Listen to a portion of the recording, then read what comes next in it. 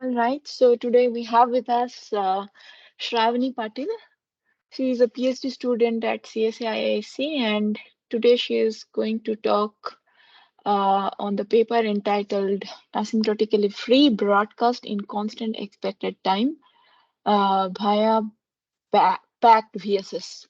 So, this is a paper that got accepted to TCC this year. Over to you, Shravani. Thank you, ma'am. Thank you for the introduction. Hello, everyone. I'm Shravani, and today I'll be presenting our work Asymptotically Free Broadcast and Constant Expected Time via PACT VSS. This is a joint work with Itai Abraham from VMware Research, Gilad Ashraf from Bar-Ilan University, and Arpita Patra from CSCISC. So, as the name suggests, in this paper, we focus on the communication complexity of the broadcast primitive. And before going into what exactly broadcast is, um, let me motivate it with the scenario of secure multi-party computation, also known as MPC. So MPC allows n mutually distrusting parties, each holding a private input, to compute a joint function on their inputs in such a way that the following conditions hold.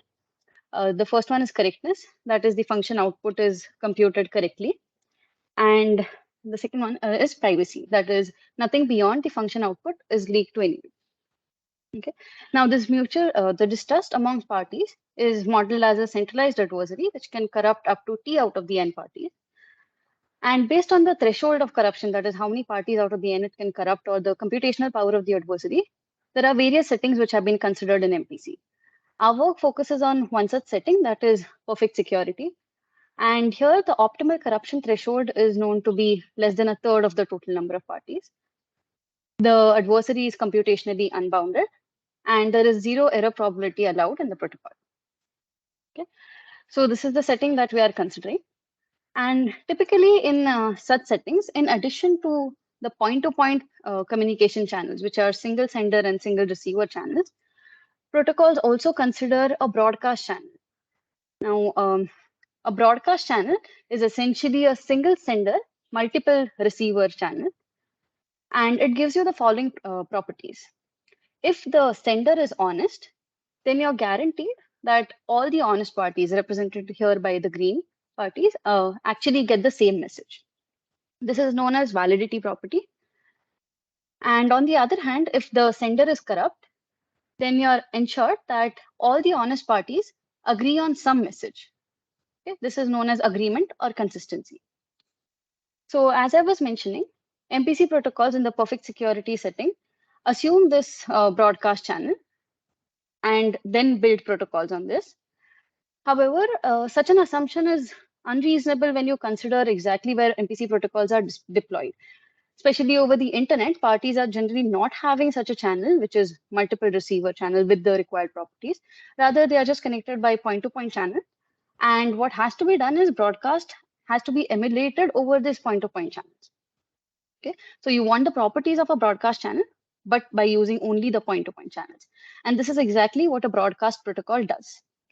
And what we observe is that generally in MPC protocols, this implementation of broadcast over point-to-point channels is itself what causes the bottleneck in the communication complexity. That's why we are aiming to improve the complexity of such protocols in our work. Now, before moving to improving the communication complexity, we look at what is the best we can achieve in such a case. Since we are trying to get a channel which delivers to every party a message, considering that a message is of size L bit and each party is receiving this L bits, the best we can hope for broadcasting L bit of messages order of NL amount of communication. Okay. Similarly, suppose every party wants to broadcast an L bit message. This scenario is called as parallel broadcast, where each party is broadcasting its own L bit message. In this case, everyone has to receive NL bits of communication, due to which the best we can hope for is n squared L amount of communication. And this is exactly what we refer to as asymptotically optimal or asymptotically free broadcast protocol. Okay, now moving on to what already exists in literature, there are two kinds of protocols which have been developed in the literature for broadcast protocols. The first one is a high round complexity, low communication complexity, And here the works of Cohen et al. And Perman and others is what is the state of the art. These protocols give you order of n round complexity. And in fact, this order of n round is known to be the lower bound for deterministic protocols, exactly the category in which these fall. And the communication complexity here is order of n squared L for an L bit message. So as you notice, it is order of n away from the asymptotically optimal that I mentioned in the previous slide. And similarly for parallel broadcast, we have order of n cube of L, which is again order of n factor away from the optimal. On the other hand, we have the low round complexity and high communication complexity protocols. What these protocols do is essentially make use of randomization to circumvent the lower bound of order of n rounds to achieve expected constant round protocols. And the state of the art in this setting for perfect security is the work by Katz and Co. They achieve a round complexity, they achieve a communication complexity of n squared L plus n power 6 log n. Now the second term here, n power 6 log n, is actually in expectation, but just to avoid notational clutter, I've just written it directly. But and throughout the presentation, the second term will mostly be expected in expectation, the cost. Okay. So as we notice, again, the n squared L term that is far away from the asymptotically optimal that I mentioned. And similarly for parallel broadcast, we have n cube L plus the n power 7 log n. Okay. Just to put this into perspective, like what exactly these numbers mean, if we take some standard network settings and n equal to say 300, the first kind of protocols, due to its round complexity of order of n, amounts to a delay of about 30 minutes for evaluating depth 30 circuits in MPC. Okay, this is significantly large for an MPC protocol, which is actually working in real time. And similarly, for the second kind of protocols, due to the communication complexity, the second part, especially the n power 6 log n, even to communicate one bit of, even to broadcast a single bit, you require to actually have 2.4 TB of communication approximately, which corresponds to 5.4 hours with a bandwidth of 1 Gbps. Okay, so the we are far from the asymptotically optimal, and our work tries to reduce the gap between these two kinds of protocols. And for this, we focus on the second kind of protocols where the round complexity is expected constant to avoid the delay because of the round trip time of the network. And what we are trying to get here is asymptotically optimal, and that's exactly what we do for messages of size greater than n squared log n bits. So in place of the n squared L of Katz and Co, we reduce it to NL. And similarly for parallel broadcast, we get n squared L plus n power 4 log n, which is again optimal for messages of size greater than n squared. And why is this significant is because MPC protocols typically require each party to broadcast about n squared log n bits. And if you notice for that message size, our parallel broadcast is actually optimal. Okay, whereas the prior ones would require to still have n power 6 communication even for broadcasting n squared L message. So what our broadcast gives you is, in contrast, just 27 MB of communication, which can be done in 200 milliseconds. Now, there is another line of works in the literature, which is broadcast extension protocols. These protocols use a small number of existing broadcast protocols in order to give you good communication complexity for large size messages. And in the first category, using the broadcast extension protocol of Chen et al., we can have a complexity of NL plus n squared log n. Whereas in the second kind of protocols, using the broadcast extension of Nayak and others, we have a complexity of NL plus n power 7 log n. Now, although the first part here is asymptotically optimal, in the first case, the round complexity delay of 30 minutes or order of n related delay still persists. And similarly, in the second section where we have NL plus n power 7 log n, due to the n power 7 log n term, the high communication which is required still exists in these protocols. So just to summarize what results we have in comparison to the expected constant round protocols, in comparison to the Kazanku protocol, we make it asymptotically optimal. And in comparison to the Kazanku appended with the broadcast extension of Naik et al., we improve the L independent term and make sure that it is suitable enough for MPC protocol. Okay. Now, I'll proceed to how exactly we get this complexity. And what we do is mainly follow the approach of Kazanku. So what they do is break down the broadcast protocols into multiple sub-protocols. And I won't be going into the details of exactly what these sub-protocols are, but when it comes to giving details of what we improve, I'll mention those properties on the go. So the first thing that Kazanku does is break down broadcast into an instance of another primitive called gradecast and binary Byzantine agreement.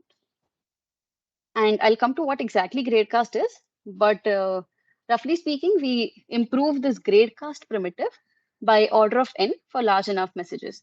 I'll give the exact details of our complexities versus the Kazanku complexities at a later point, but for now, it's just that we improve it by a factor of order of n.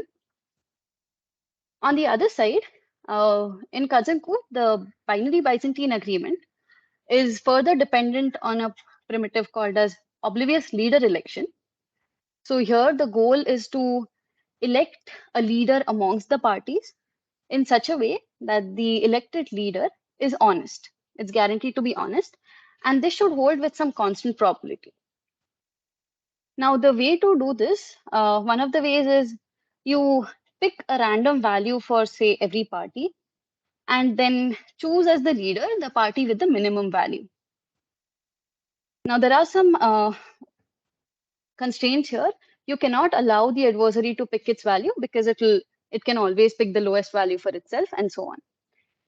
So one reasonable way to go via this seems like using verifiable secret sharing, which allows every party to commit to a value and associate it with the other party that you want to pick the value for. But as it so happens, the verifiable secret sharing with constant round that we are looking for, it requires broadcast. So this ends up becoming a circular problem. You're trying to get a broadcast protocol, but you end up with needing broadcast. So what Kazanko observe is that a slightly weaker version of verifiable secret sharing suffices, which is called as moderated VSS. This essentially is similar to VSS, where every instance of broadcast within the VSS is replaced with the gradecast protocols. And there are some constant number of gradecasts that you require here. But again, without going into too many details of this, the second contribution of our paper is improving this verifiable secret sharing primitive.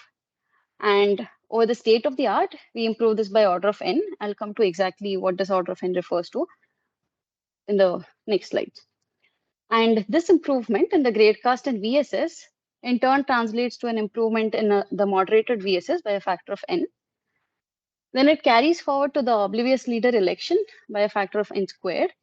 And this is due to the reason that oblivious leader election is essentially requires n instances of moderated VSS. And finally, this carries forward to the binary Byzantine agreement. And this is how we get our improvement in the broadcast in comparison to the Kazanku. And the improvement in the first term comes from the gradecast, whereas the improvement in the second term comes from the other part of the diagram here, that is binary Byzantine agreement. So I'll go into the details of the first component here, that is the verifiable secret sharing first, and then come to the gradecast part. Okay. So what is verifiable secret sharing? It essentially extends the concept of semi-honest Shamir secret sharing to the malicious setting. So in Shamir secret sharing, there is a party who acts as the dealer holding a secret, and it wants to share the secret with everybody. And the way it does that is it picks a polynomial, say of degree t, such that the constant term is the secret and hands over to each party a share, an evaluation point on this polynomial.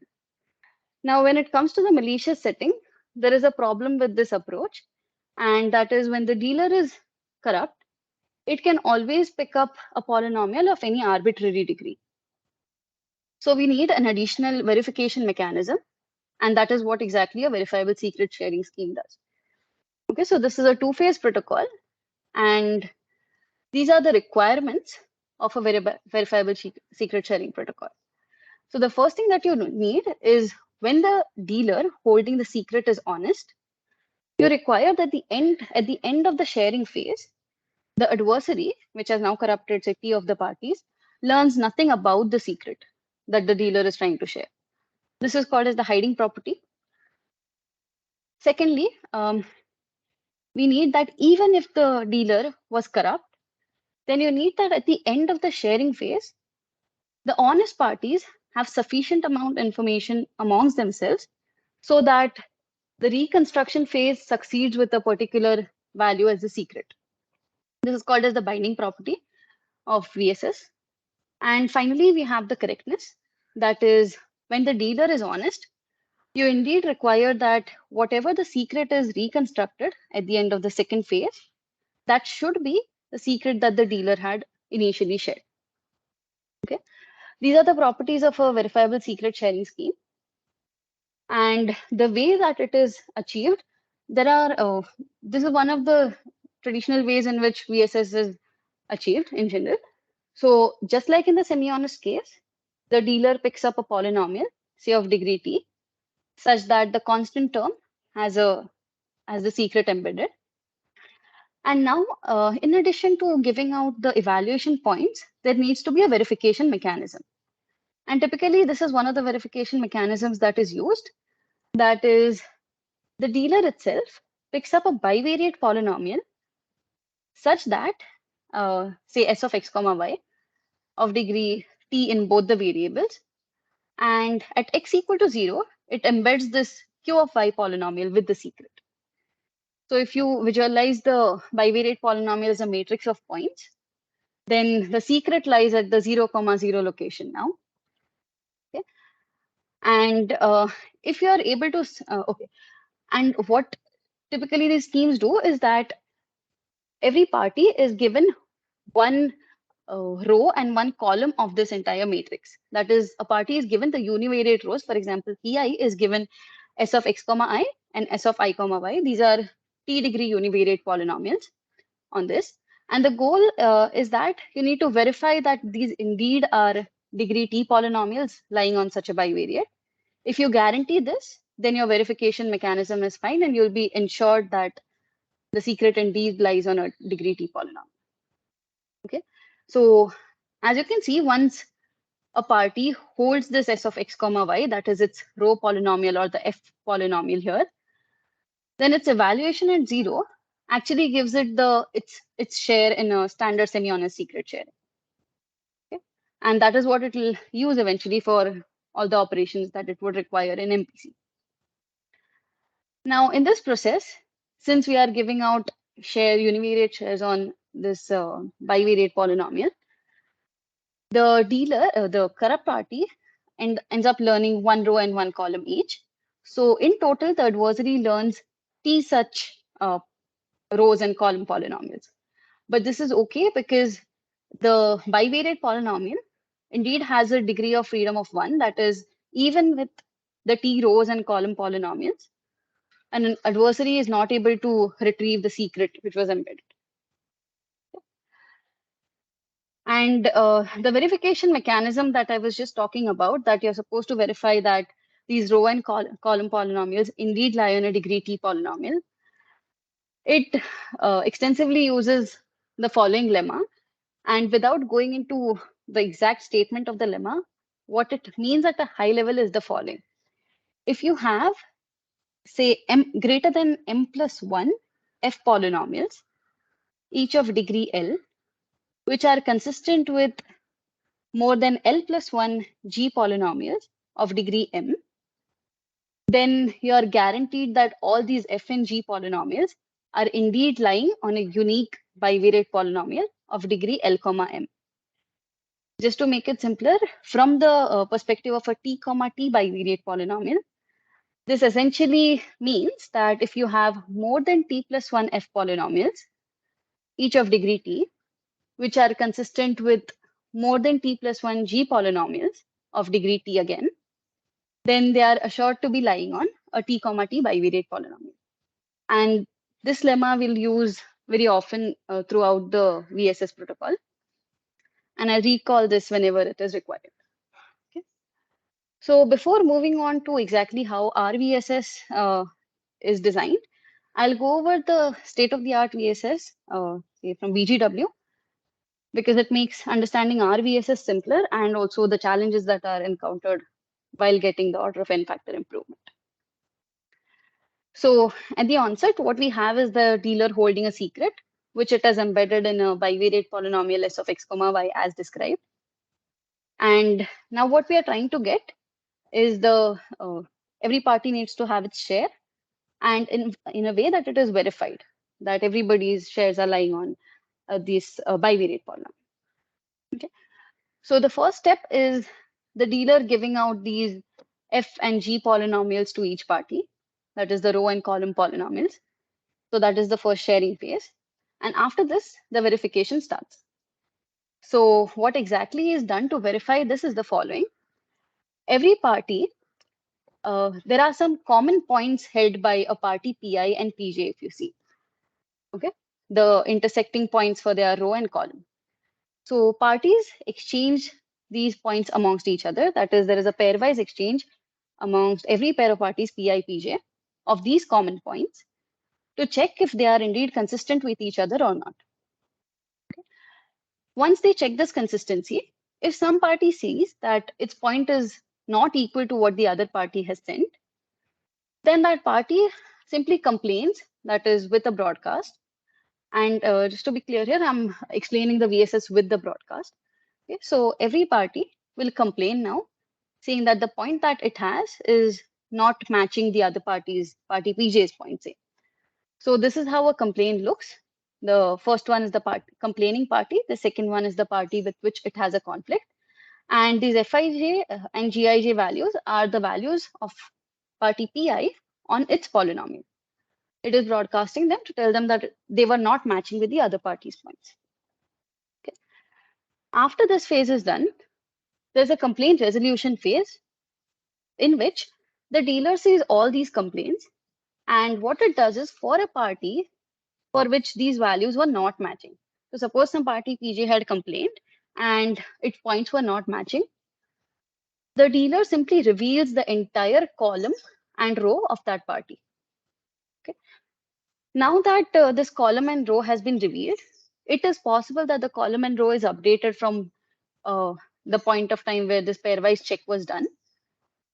And in order to ensure that the pairwise check indeed holds, each party for whom this column and row was not publicly revealed, they just go ahead and check consistency against these public polynomials and broadcast okay if now they are matching with these polynomials. Okay, and all these parties which say okay to this are identified as the core set of parties. Okay, so BGW VSS has these phases, and at the end the output is determined like this. If the core consists of more than 2t plus 1 parties, then VSS properties will be ensured and you accept that dealer. Otherwise, you can directly straight away discard the dealer and everybody knows that the dealer is corrupted. Okay. Now, why is, if the 2t plus 1 core exists, then why is the case that the VSS properties are satisfied? So consider the core parties, that is more than 2t plus 1 parties which have broadcasted OK now. Since there is a set of 2t plus 1 parties which said OK, at most t of them can be corrupt because that is the allowed threshold. So what we are guaranteed is that there are at least t plus 1 parties whose f polynomials are consistent with the g polynomials of the corresponding parties. So this is where the lemma that I was mentioning about comes into the picture. Since we have this condition, it is guaranteed that all the honest parties which are inside the core now, that is at least t plus 1 honest parties which are inside the core, they define a unique t comma t bivariate polynomial. Okay. So one part of the verification that we required is already there, that every party from the core has its uh, row and the column polynomial, which is indeed lying on this t comma t bivariate. Okay, now for the parties outside the core, how is this ensured? So consider any party outside the core. What has happened for it is that the polynomial, say it was broadcasted by the dealer, we know that it's a degree t polynomial.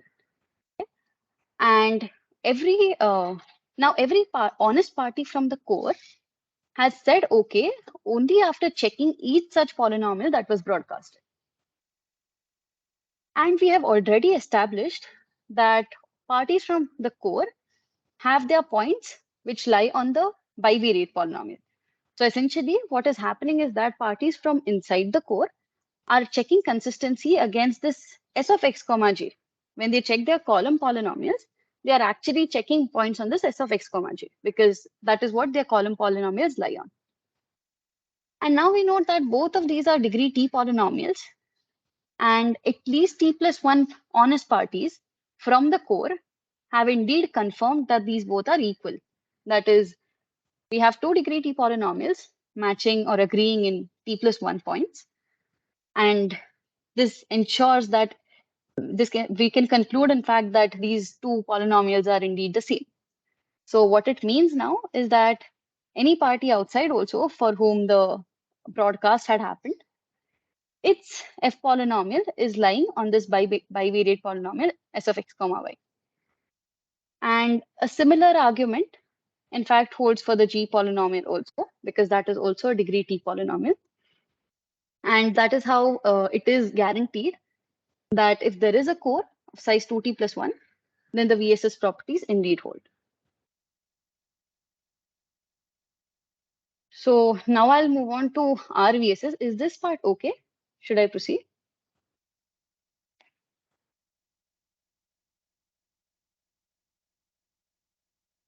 Yes, Shravani, I think you can proceed. Okay. Okay. So now I'll move on to our VSS and how exactly we improve.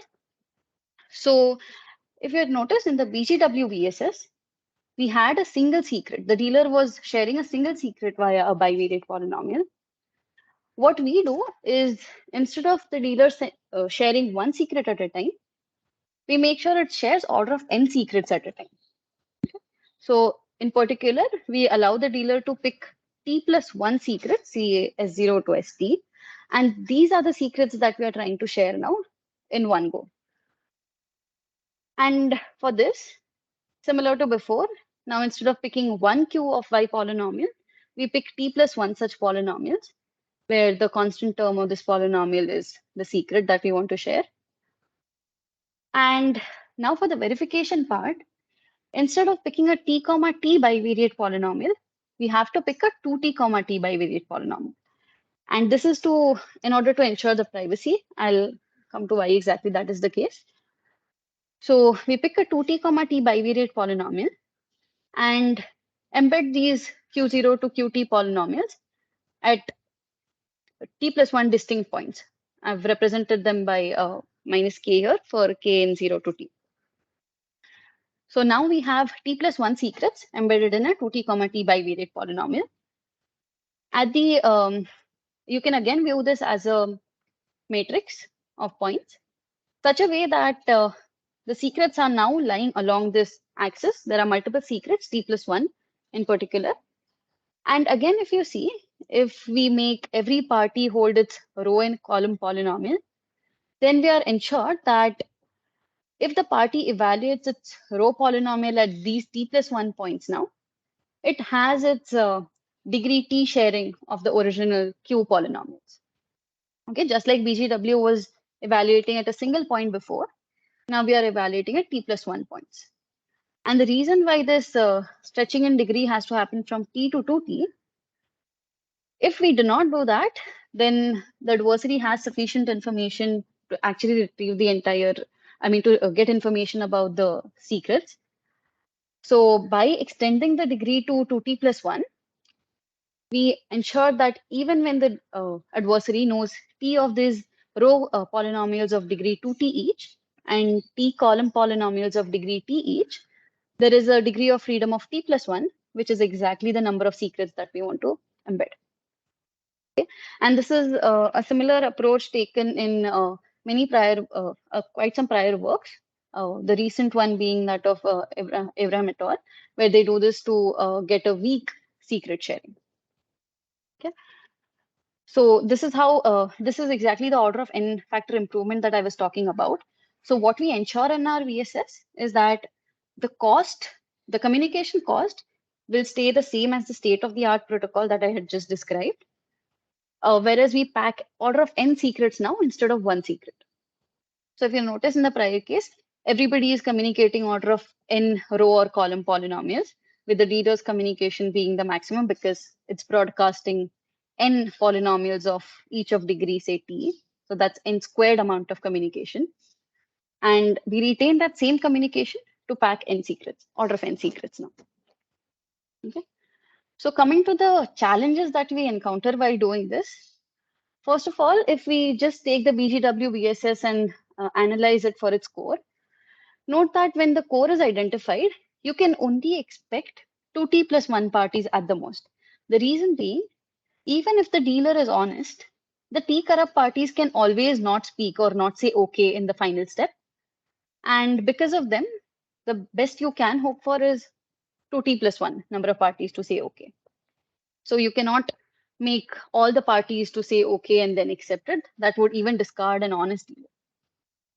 So with a core of 2t plus 1 size, we observe that in our case, the lemma, which is required to be satisfied for a bivariate to get defined, is actually not getting satisfied.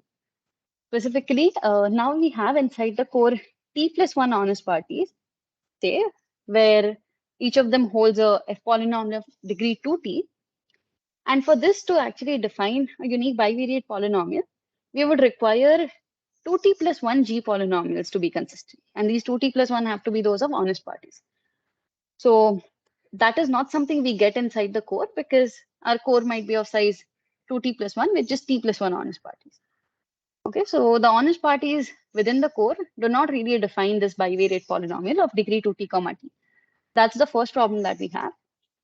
Secondly, suppose even if they did define a bivariate polynomial, now looking at these broadcasted polynomials and how we sort of guaranteed that they were indeed lying on this bivariate, we have another problem. So for a party Pj whose f polynomial, the row polynomial is broadcasted, now this polynomial is of degree 2t.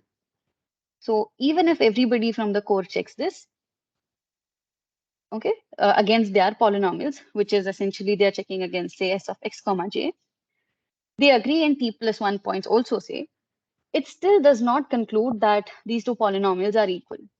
For us to conclude that they are equal, we would require a support of 2t plus 1 parties which say that they actually agree. And these 2t plus 1 have to indeed be honest.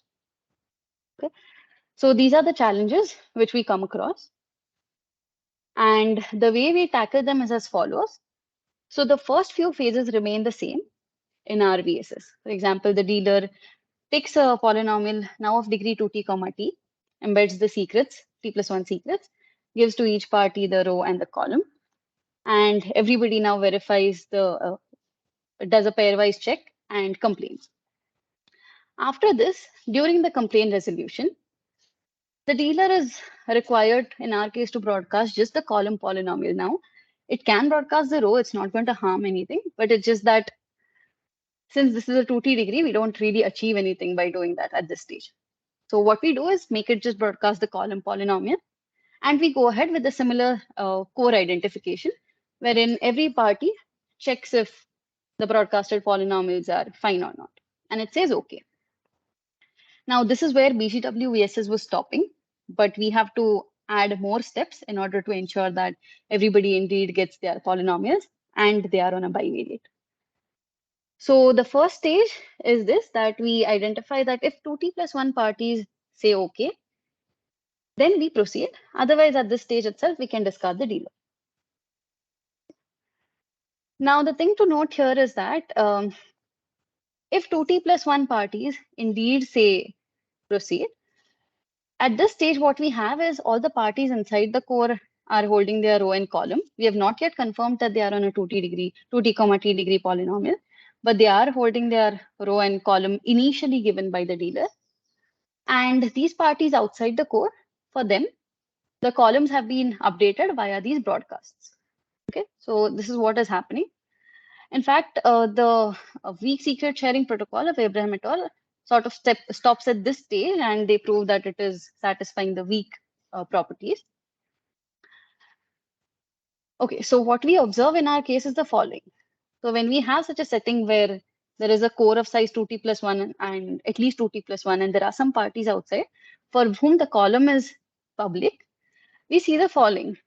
There are t plus 1 parties inside the core, these t plus 1 being honest, who hold their row polynomials of degree 2t now.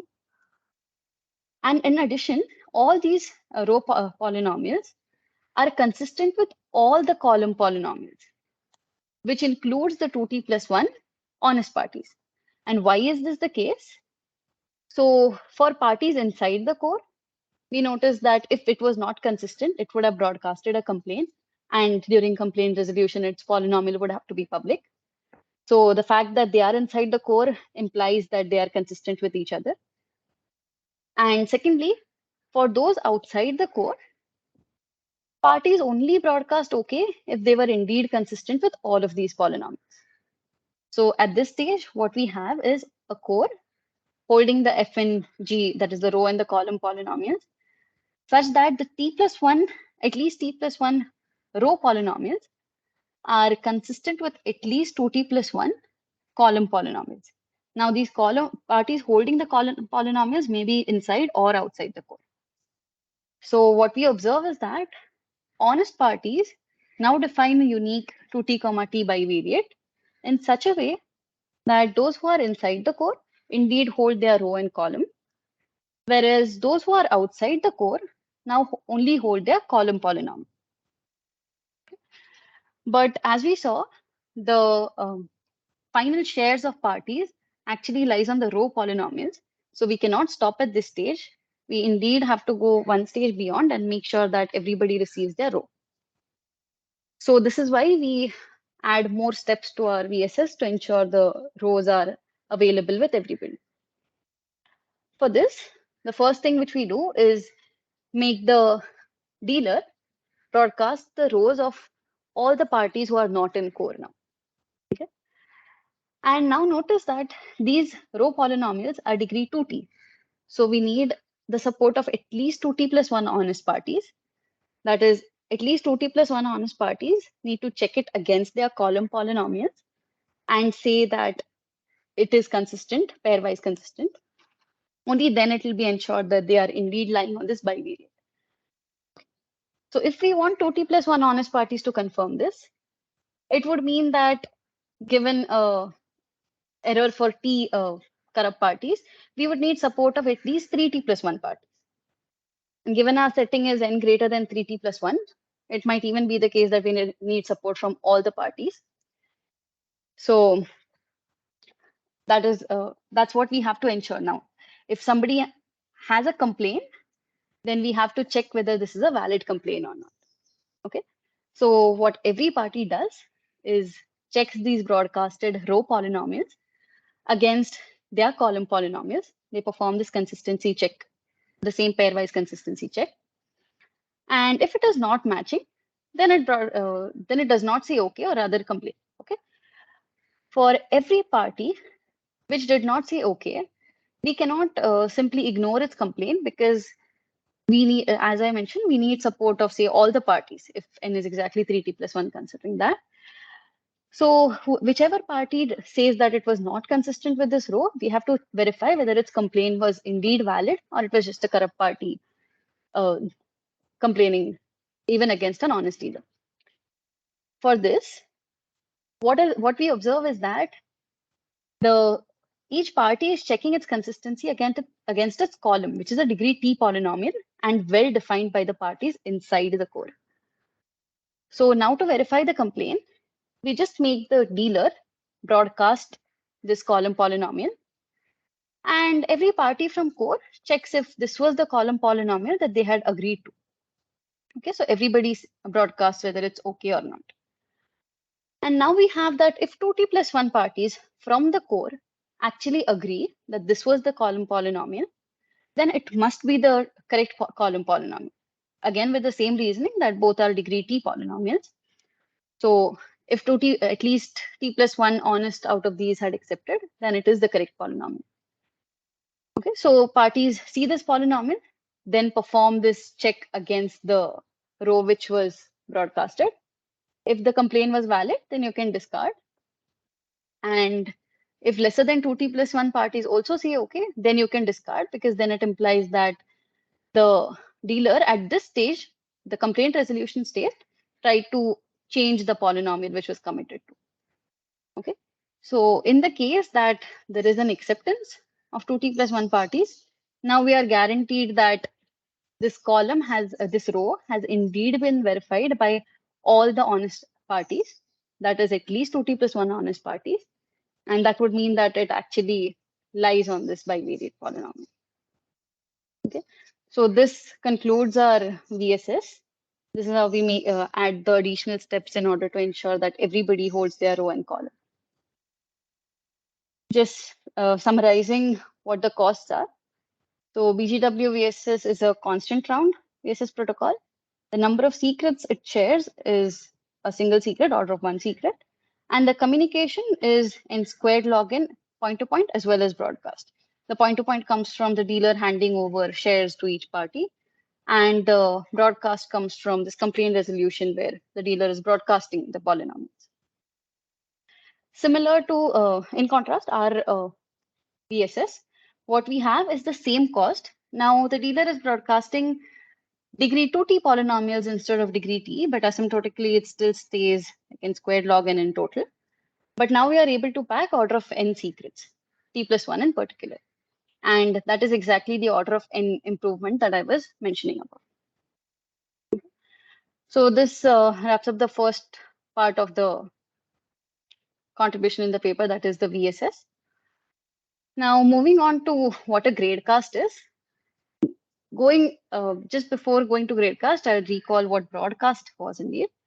So in a broadcast protocol, there is a designated party or the sender which holds a message, and it is trying to send this message to everybody else in such a way that if the sender is honest, that you need, then you need that all the honest parties actually output the same message. And if the sender is even corrupt, then you need that all the honest parties agree on some common message. Okay, this is what a broadcast protocol is. Now, gradecast is a slight relaxation of the broadcast protocol, wherein in addition to each party having an output as a message, it also outputs a grade, which in some sense tells about the surety of that party, about whether the conditions of broadcast have been achieved or not. That is, whether everybody else is holding the same message or not. And the properties that you need here are the following. When the sender is indeed honest, you need that every party should output the same message that the sender had sent with grade 2. That is, every honest party should be certain that everybody else would be outputting the same message. Okay. Now, even if the sender is corrupt, we need the following property, that if there is some party, some honest party, which is holding a message M with grade 2, that is, it believes that everybody else would also output the same message, then it should indeed hold that every other honest party is also holding the same message. And this grade might be anywhere greater than equal to 1. It might not, the other parties might not be so sure, but they still need to hold the same message. And finally, we have non-equivocation, which means that if there are two parties which are, say, moderately certain that everybody else would be holding the same value, then they should actually be holding the same value. Now, in this case, some other honest party might be holding a different message with a grade 0. But yes, as long as parties are having grade greater than equal to 1, you need to ensure that their message is the same. Okay, so this is like a slight relaxed version of broadcast. And this is the second primitive that we improve. Before going on to exactly how we improve it, I'll quickly go over the existing gradecast protocol of by Feldman and Mikali. So in this protocol, there are sort of three stages at a very high level, three stages. First, the party which is holding the message to be gradecasted, it sends the message to all the other parties. Okay. Now, once everybody receives a message, they forward this message to everybody else. Okay? So this is like pairwise communication now.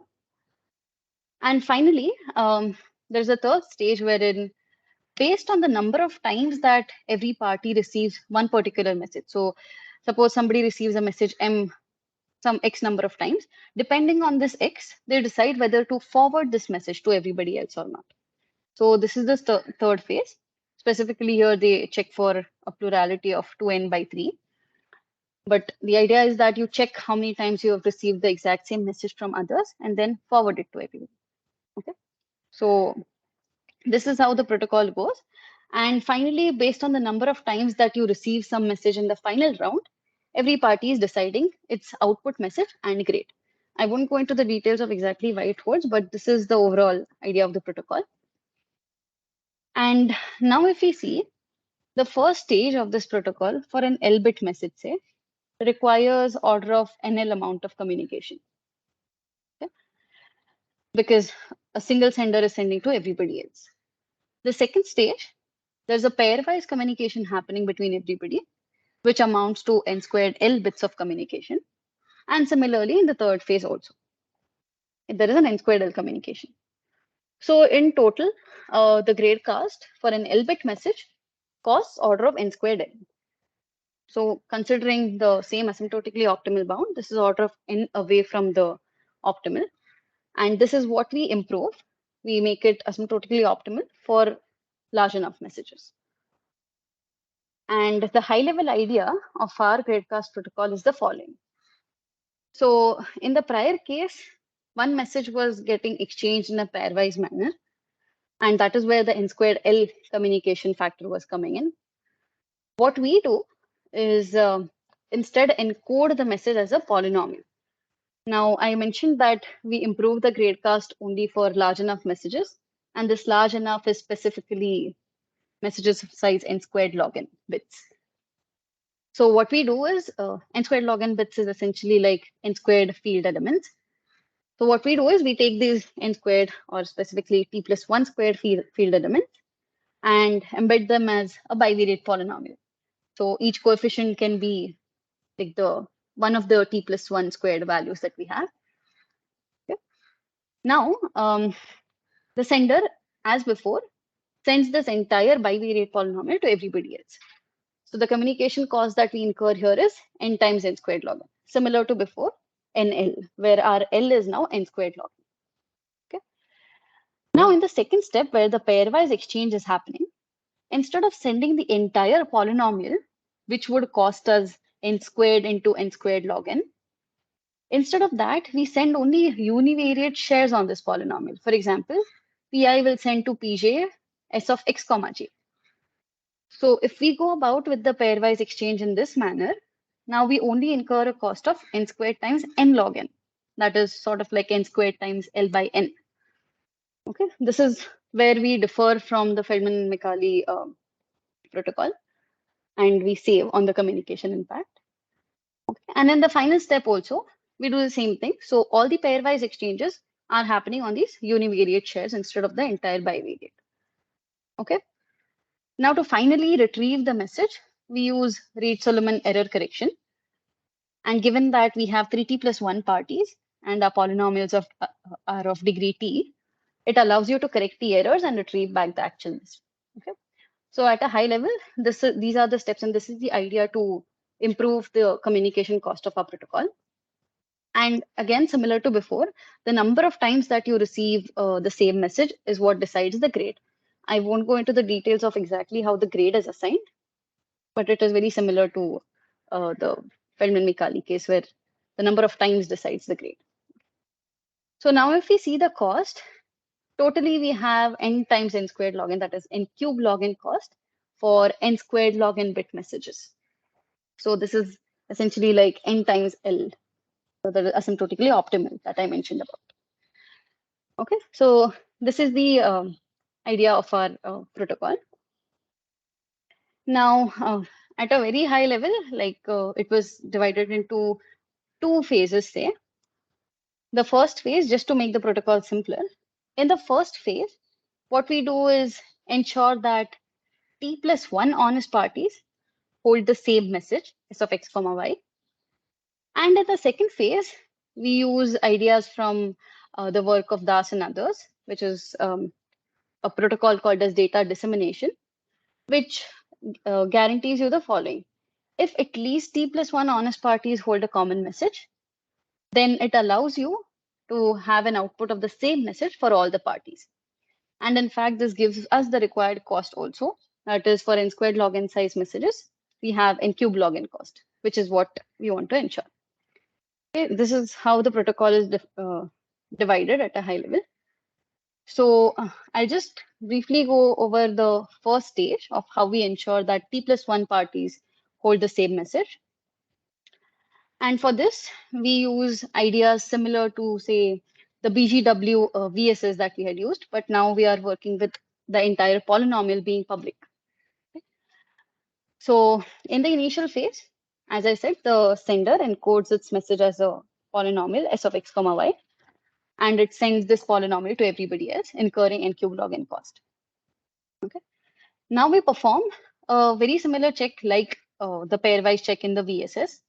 But now instead of sending a point on its univariate polynomial, parties are exchanging univariate polynomials themselves, because the goal here is for everybody to learn the message and not keep its privacy.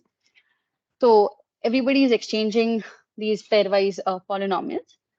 And now we want to identify which parties are consistent with each other. Okay, that is the goal. But here we cannot be using broadcast to complain or mention about your consistency with the other parties, because we are trying to get a weaker version of broadcast, and via that the broadcast protocol itself. So the way to do the way we go about this is, in order to broadcast, I mean, in order to ensure that every party's consistencies or the complaints are known to other people, we ensure we use an existing gradecast protocol. And in fact, we use the Feldman and Mikali gradecast. But we ensure that the gradecast is used only constant number of times and for a particular sized messages, which is within the bounds of the complexity that we are desiring. Okay, now there is another challenge which comes up here. If, like the VSS, every party broadcasts its consistencies by itself, then we blow up the communication to order of n power 4 log n, which wouldn't give us the asymptotically optimal complexity that we are looking for. So the way we solve this is, instead of gradecasting its complaints, every party communicates its complaints back to the sender who gave the message. Okay. And once that is done, the sender now computes the consistency graph. And what I mean by this is that every party will just communicate if it is okay with another party or not. Okay. And then the sender sees this graph. So you can think of this consistency as a graph, that I have an edge with another party if I'm consistent with the other party. So this is what every party does and sends to the sender. The sender has to now identify a click, which is of a particular size. In our case, it is 2t plus 1. I'll mention why that is the case. But what the sender wants to do is identify a click of size 2t plus 1. And this is exactly what he does, identifies the click, and now gradecast this click using the Feldman-Mikali protocol. Now this is a single party gradecasting. So this is within the bounds of n cube log n communication that we required. So we get the communication complexity that we need, but then there is a problem of how do we identify the click efficiently, because it's a hard problem in general to identify a click. So what we do is use the ideas of Rancanetti. And here the idea is that there is a protocol called as the star protocol, which sort of gives you an approximation of a click. That is, if you have a graph with a certain sized click, then this protocol gives you an output, which allows you to uh, sort of approximate a smaller size click. And that's why this 2t plus 1 comes into the picture. We are only asking for a click of size 2t plus 1. And note that for the case of a honest sender, this click is bound to exist because of the honest parties. Okay. So once we have this click, we are guaranteed that even if t of these parties were corrupt, we are guaranteed that t plus 1 of the parties at least would be honest. And that is the first stage that I was mentioning about, that we have now ensured that these t plus 1 parties are indeed consistent with each other. So again, due to the same lemma, it means that they hold the same bivariate polynomial now entirely. And that's how we achieve the first stage of our gradecast. Following this, we go ahead with the data dissemination to get the final gradecast protocol. Okay. So this covers the challenges and how we tackle them for the gradecast. So just to summarize the costs, the Feldman-Micali gradecast that had a communication complexity of n squared L bits for gradecasting a message of size L bits. Whereas, sorry, there's a typo here. Whereas our gradecast, what we get is a point-to-point communication of NL plus n cube log n. And the way we get this is for an L bit size message, we just divide it into chunks of n squared log n size and then run the protocol that I was mentioning just now, which gives you n cube log n cost. So essentially it gives us the NL plus n cube log n. And this is asymptotically optimal if we see for messages of size greater than or equal to n squared log n bits. This is what gives us the complexity, that the order of n factor improvement that I was mentioning. So just to summarize the exact costs of our protocols, on the gradecast side, we improve the complexity from n squared L to nl plus n cube log n. For the VSS, we have that the existing state-of-the-art VSS was costing n squared log n point-to-point and broadcast communication for order of 1 secret. And now we have the same communication for order of n secrets. Similarly, for the moderated VSS, the prior case, the Kazin-Ku moderated VSS was costing n power 4 log n for a single moderator now, that is an additional party which comes into this primitive of moderated VSS. But now we have the same cost for order of n moderators.